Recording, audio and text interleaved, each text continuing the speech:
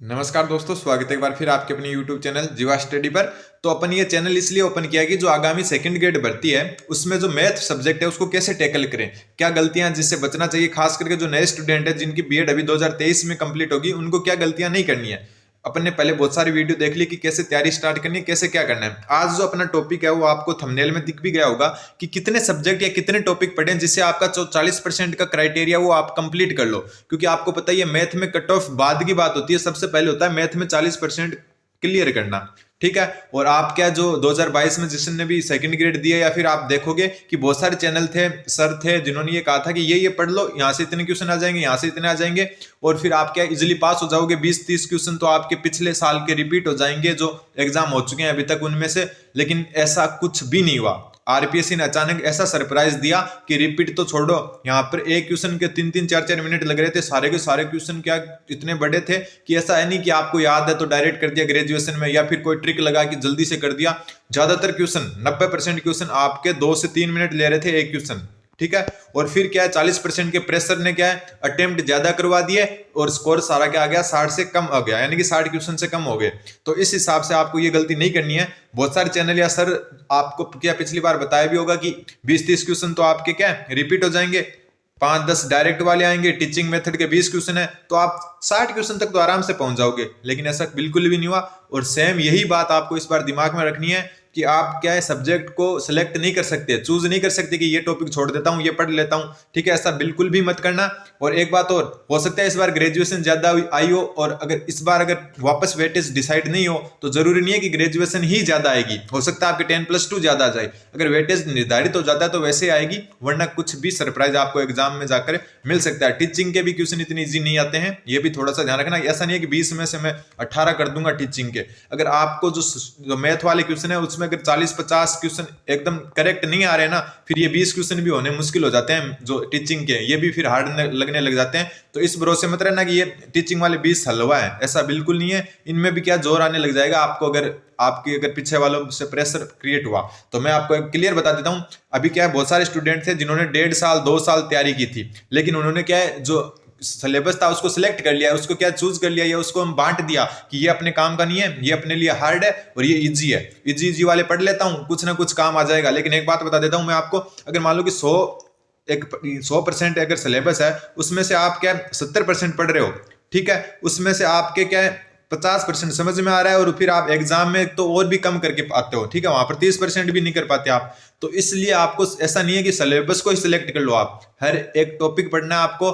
पहली बार में अगर नया स्टूडेंट समझ में नहीं आ रहा तो दोबारा आ जाएगा, ठीक है, तीसरी बार में आ जाएगा। नहीं आ रहा तो आपके पास इतने संसाधन है, यूट्यूब है, कोई ग्रुप है जहां पर टीचर आपको अच्छे से मिलेंगे जो आपको समझा देंगे।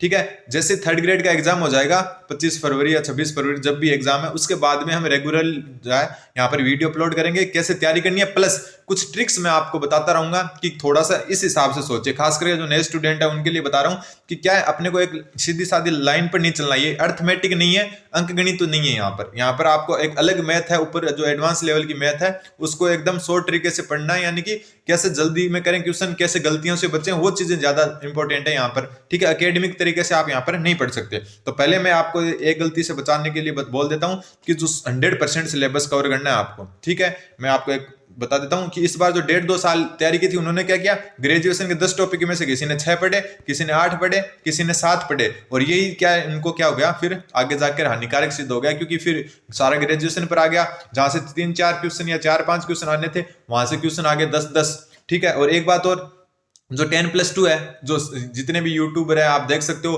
प्लस जो भी आपके, हालांकि उनको पता नहीं था कि ये पैटर्न डिसाइड नहीं है, लेकिन उन्होंने क्या बोला कि 20-25 पिछली जो क्वेश्चन है उनसे रिपीट हो जाएंगे, और जो 3D हुआ 2D हुआ यहाँ से क्या है पहले आते भी थे, 15 क्वेश्चन आते थे यहाँ से लगभग। ठीक है, 3D से 2D से भी 10-12 क्वेश्चन आते थे, तो ये 27 क्वेश्चन आ जाते थे लगभग मिलाकर। तो इनसे क्या आराम से ये अगर टॉपिक 2 क्लियर हो जाते थे तो इतने 27 में से 20-22 क्वेश्चन तो आपके आराम से बैठ जाते थे।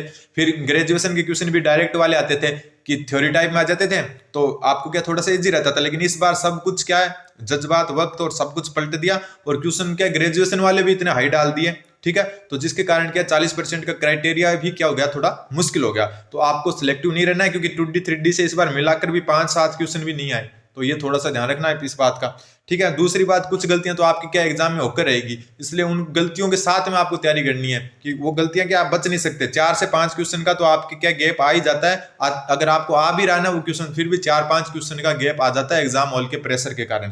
तो सिलेक्ट मत करना मैटर को, पूरा मैटर पढ़ना है। जैसे मैं आपको बता देता हूँ, बहुत सारे स्टूडेंट्स को मैंने देखा है तैयारी करते हैं, उन्होंने क्या है कि ये जो देखो, ये जो न्यूमेरिकल एनालिसिस वाली जो बुक थी, डिफरेंस इक्वेशन और न्यूमेरिकल एनालिसिस, इसका इतना बड़ा नाम देखकर इसको क्या कर दिया कि ये तो छोड़ देते हैं, कोई बात नहीं है, लेकिन इसके अंदर है कुछ भी नहीं, ठीक है।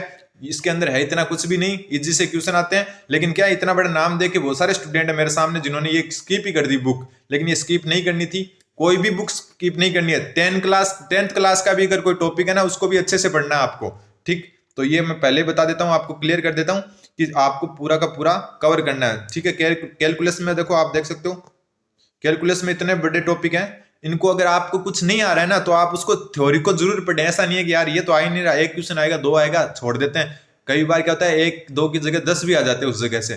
तो अगर आपको कुछ चीज समझ में नहीं आ रही तो उसको समझने की कोशिश करें, फिर भी नहीं आ रही तो उसको कम से कम रीडिंग तो करके रखें। कल को क्या ऊपर से कोई क्वेश्चन आ जाए तो आप डायरेक्ट कर तो सकते हो ना। अगर उसको स्किप कर दिया तो फिर तो आपके कोई मतलब ही नहीं रहेगा, क्या लिखा हुआ है वो भी आपके समझ में नहीं आएगा। तो मोरल ऑफ द स्टोरी यही है पूरे इस वीडियो की, कि आपको टॉपिक सिलेक्ट नहीं करने हैं, आपको पूरा 100% सिलेबस पढ़ना है। फिर भी अगर आपके नहीं आ रहा है कुछ समझ में, तो मान लो कि 10% या 20% सिलेबस में आपको प्रॉब्लम है, तो उसको सही करने की कोशिश करें। यूट्यूब से देखें, कहीं से भी देखें। 1 मार्च से अपन भी रेगुलर है वीडियो अपलोड करेंगे कि कैसे क्या किस हिसाब से आपको क्या है, कोई टॉपिक में परेशानी आ सकती है, वो मैं आपको एकदम बताता रहूंगा।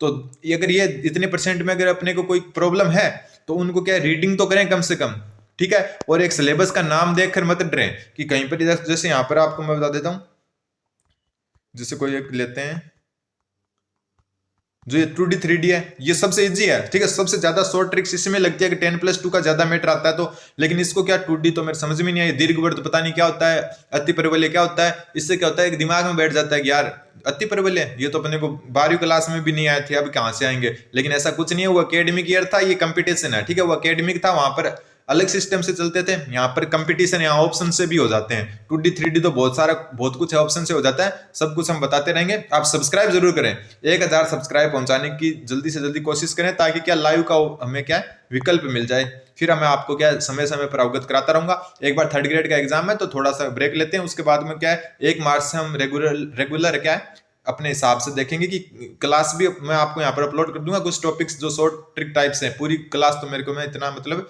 नहीं कर सकते, लेकिन शॉर्ट ट्रिक टाइप से कर देंगे। प्लस आपको क्या समय समय पर गाइड करते रहेंगे। तो चैनल को सब्सक्राइब कर दें, 1000 पहुंचाने की जल्दी से जल्दी कोशिश करें, ताकि अपने को जो नए फीचर मिल जाए लाइव वगैरह के। तो धन्यवाद, बने रहे जीवा स्टडी के साथ, धन्यवाद।